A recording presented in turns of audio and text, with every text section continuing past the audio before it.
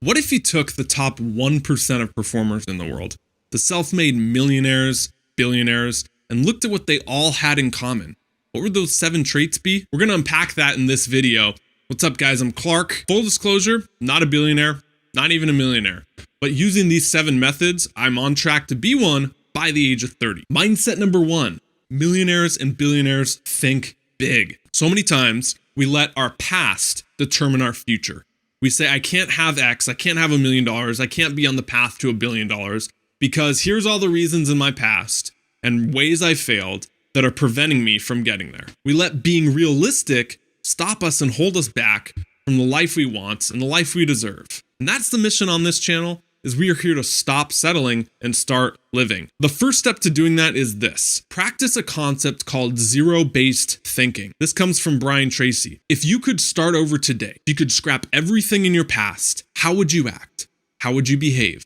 What are the habits you would instill? Who would you hang out with? Would you be in the same business you're in right now? Would you be doing the same things you're doing every single day? Would you be living in the same environment? Would you be dating that person? Would you be spending money on what you're spending it on? There's no right or wrong here. If you answered no to any of those, no, I would change something, then get moving and change it. Steve Jobs said it best when he says, look around you. Everything around you changes when you realize it was built by people who are no smarter than you.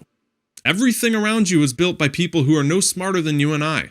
Allow yourself to dream, to think big, and that's how you get the results. That's how you break past the limiting beliefs, practice zero-based thinking, and just go for it. All right, now that we've thought big enough, let's talk now about the nitty-gritties on how to get rich, okay? There's 2 ways I like to think about this. Derek Halpern likes to tell the story about a locksmith. Now, this guy starts out and he goes around to clients' house and unlocks their locks that are stuck. First, it takes him 2.5 hours. He's sitting there fiddling with the lock, struggling, he can't get it open, and then finally, boom, it opens.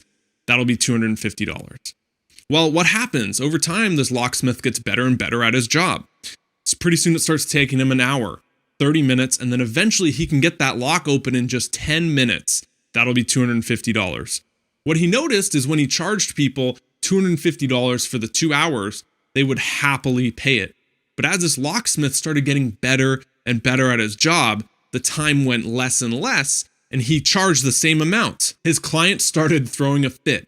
What do you mean $250? I saw you open that lock with the click of a button in 10 minutes. But what the locksmith understood is that he wasn't compensated for his time. 2.5 hours it took him to open the lock. But what the customer didn't understand is that the locksmith is compensated for the value. You and I need to adopt that mindset of being compensated for the value, the results we give to a company, to an organization, to ourselves, in our business, to others, instead of the amount of time we put in. So to summarize, ditch the time for hours mindset and start thinking of the value for dollars mindset. The second way on this, point number 3, increase the size of those you serve. Jim Rohn, legendary motivational speaker, said, the more I serve, the more I earn. I know a trainer at the gym I go to, good friends with him. This man works himself sick. He works 12-hour days, probably 5 days a week, trains 50 to 60 clients every single week. He's very open with me. He makes about $80K a year. What's wrong with this? Is that he's tapped out. He's pushed himself to the max. $80K is the most amount he will make. Now, what would happen if he took 1 or 2 days off and instead of $80K for 50, 60 clients, he trained 40 or 30 clients and brought in $40K a year.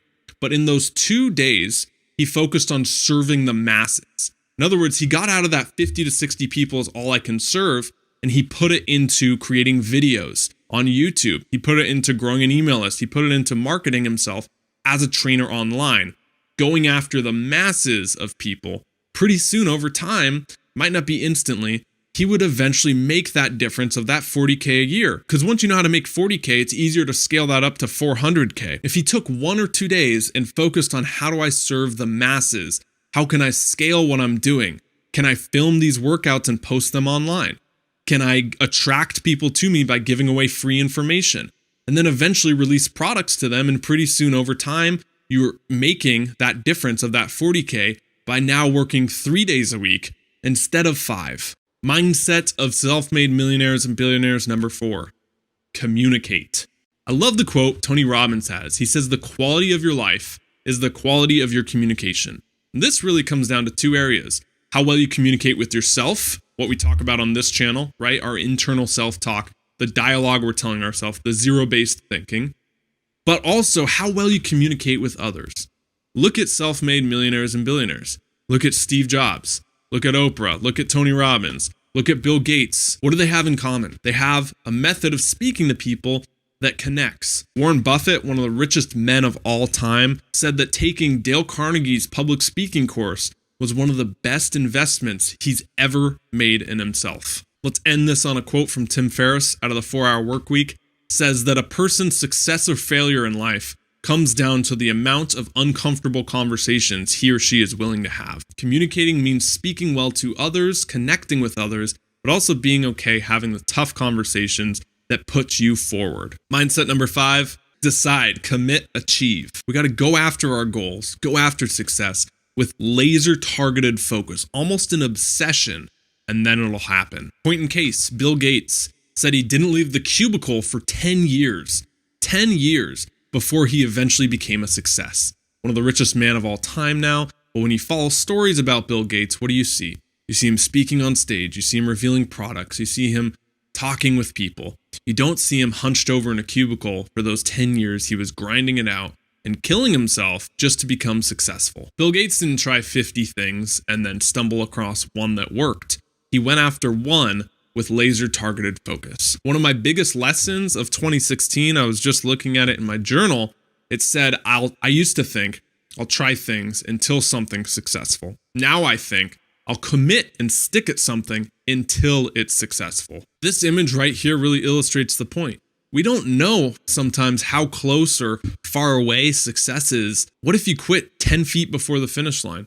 All your results are lost. Everything you worked for is gone. Success comes to those who have that laser targeted focus, go after what they want, and are ruthless with getting it. Success mindset of the self-made number 6, speed is king. Was watching a video actually on the same topic. I think Valuetainment was the guy. Patrick, he does great videos. You should check him out. He said that one of the best things entrepreneurs do is they adopt this mindset that I can create faster than anyone can copy. I love that right there. Don't worry about what everyone else is doing. Worry about speed and creating your product, your art, and putting it out there to the world. Billionaire Mark Cuban from Shark Tank, owns the Dallas Mavericks. I love what he said on one episode. He said that I believe perfection is the enemy of profitability. I wrote that down because that resonates. If you and I are so focused on becoming perfectionists, on making everything we put out into this world absolutely perfect, how are we going to get anywhere? You need speed. You need that execution. You need mass amounts. Remember what we talked about with serving the masses with massive value. Massive value doesn't come from putting out 1 or 2 perfect things. Now you might be thinking, Clark, why do I want to put out good when perfect is what Apple products are? Perfect is what, those best-selling books are. Perfect is what fill in the blank is. I agree with you. Here's why you want to do good. Because that's your MVP. Your minimal viable product. The iPhone went through, how many generations are we on now? 7? Before it became better and better and better and better. But it started with the iPhone 1. If you brought out the iPhone today, you'd look at it and say, this is the hunk of metal. What is this thing doing? You'd find all these flaws with it. But at the time, it was so cutting edge, people flocked to it, and then they kept making it better and better and better. That was their MVP. There's always stuff to improve on. With you, focus on putting your art into the world. Focus on starting things. Become faster at getting it out there. Create faster than anyone can copy. That's how you get ahead with business. Success mindset number 7, the last one, model the masters. Again, going back to a Jim Rohn quote, success leaves clues. One truism that's very spot on is you are who you hang around. Birds of a feather flock together. If you look at your 5 people you hang around most, you're the average of them. So you got to seek out people. It's why it's important to seek out people who are ahead of you and average yourself up instead of hanging around what's comfortable or even what feels good. Subconsciously, if you hang around people who are doing worse than you, you get an ego boost from that because you're the successful one. You shouldn't feel like that amongst your friends. Find 5 people, find communities like this one, find people online now. We're globally connected. And average yourself up into the top 5 people you hang around most. Seek out mentors, seek out coaches, seek out people who have been there that you can learn from and shorten the learning curve. There you go. Those are the 7 mindsets of self-made millionaires and billionaires. My name's Clark. I would love it if you subscribe to this channel. If you like this video, please give it a big thumbs up. In the comments down below, post your success mindset, the thing that we left out in this video that you would like to add. Last thing, if you're looking to start a business, if you're looking to just create things around what you're passionate about, I posted an ebook on the Kindle store called the YouTube Success Formula. Now, this is how you can use video. This is how you can use online media to really get into business, because it's one of the best times to do so. It's growing 50% year after year. You want to get in this now. And this is just a short little, I think, $3 ebook that when you buy, you'll get access to 3 additional bonuses that are exclusive that I use with coaching clients and 7-figure businesses I do consulting with. Thank you so much for watching this video. Please share it with anyone you want to inspire. And until next time, stop settling, start living. See you guys.